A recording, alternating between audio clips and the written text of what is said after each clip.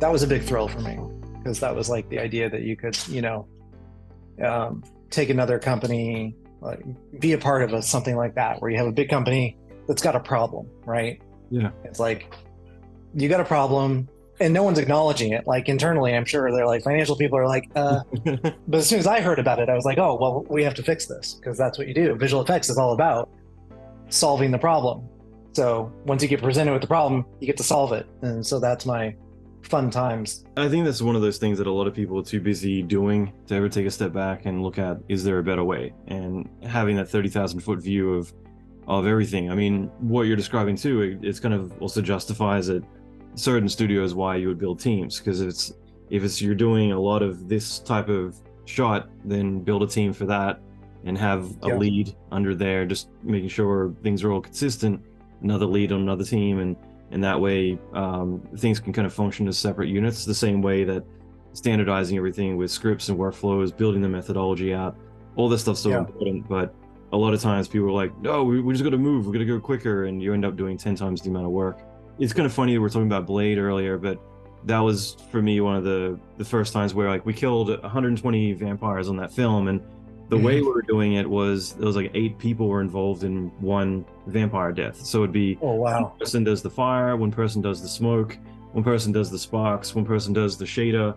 I was looking at that like, there's got to be a better way, and it wasn't until after the movie was done that's when I first started learning to script and build a tool where it's like, you build out the workflow, then you reverse engineer into a tool, and then you click, on the character, you choose the frames that you want, hit a button, and it generates everything. And that workflow kind of changed how I do everything now, where it makes sense to automate, you can automate everything. And it means that not only are you able to do it quicker, but it means that a senior artist doesn't necessarily need to be the one working on every shot. You could have a senior artist look at it and then hand it off to a mid-level, and they can all as an army work on everything. That's exactly what we did until they stopped using it. But while it was on my shows, it was the ability to have like 4 or 5 senior leads putting together the templates and then handing those off to like mids and even some juniors.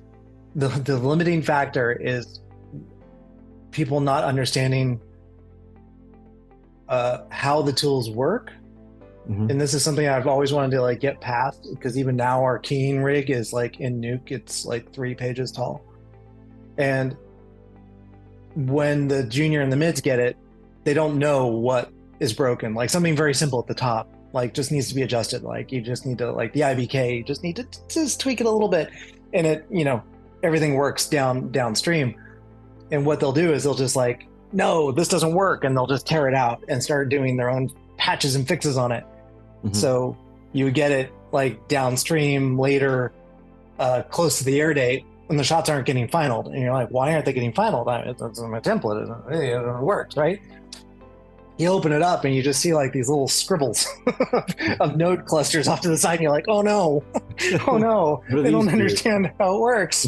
So, but the education is a super important factor, I guess, is like where that was going, was that it's ideal to have the teams, it's ideal to have the lead and the people working together, but artists need to understand like how it works, so that when you do try to automate this template thing, you don't need to understand how a car drives, but you do need to understand that if the tire's flat, the car doesn't go. So you need to know at least that much. And so I would advocate for better training and better education. Yeah, no, I think it's so critical to to have that process and people to understand like what and why something works, because again, you could have 20 color corrects and then you're unpre-mult, and then sharpen node, that'll give me more detail, right? It does, yeah, totally does. Yep. Well, and again, that's why the art and science of digital compositing is kind of like the greatest handbook to have. The holy grail, yeah. Yeah, you don't need to know how to code and do all the math and everything, but just understanding like what these nodes are doing, it helps you understand like, okay, well, now I understand why I'm getting like really weird artifacts and matte edges and the stupid shit in my comp. Getting that there is math involved is super important.